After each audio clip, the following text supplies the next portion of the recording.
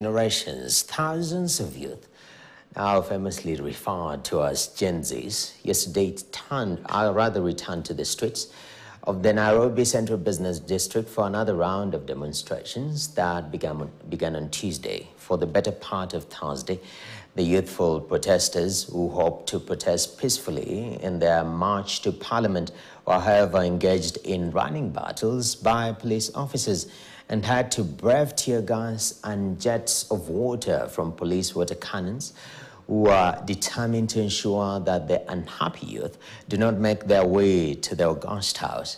But as KTN's David Mudhoka reports, the demonstrators, who by sunset were still in the streets, have vowed to keep on protesting until the finance bill that was last evening passed by Parliament is withdrawn, and in its place, tax-friendlier proposals put forward by the government. At Kimathi Street in the Nairobi Central Business District, these were the scenes as youthful protesters, unhappy with the finance bill of 2024, ran for their lives. At the Kenyatta Avenue, another group of Gen Z protesters was also forced to scamper for safety for the better part of Thursday as police officers launched tear gas canisters in their direction.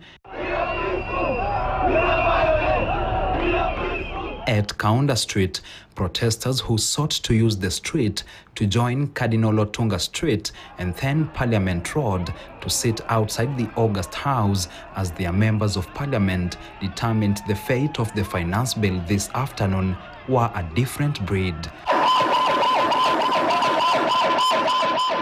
Not even the sight and the mighty jets of water from police water cannons deterred them as they kept surging forward while singing anti-government songs.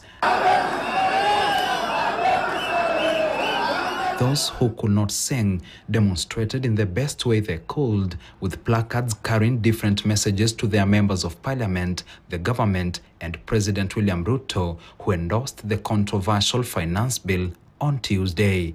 While they were not able to break free, the protesters gave the anti-riot police officers a hard time keeping them at bay, to a point where the officers sought to dialogue with the protesters. We are not against paying taxes. We are against paying taxes which are irresponsible and things which don't help us. Come on, ongeza tax. Ongeza vitu zenye tunaona, infrastructure, all the services we need. Kama umeongeza tax, niende hospitali nipate madawa, nipate madaktari. Unaongeza alafu nakufia kwa nyumba juu sina dawa, hakuna madaktari. It doesn't make any sense. This was the case at Kimathi Street at some point when protesters outnumbered and overwhelmed police officers who were in a pickup amid chants of "We are peaceful."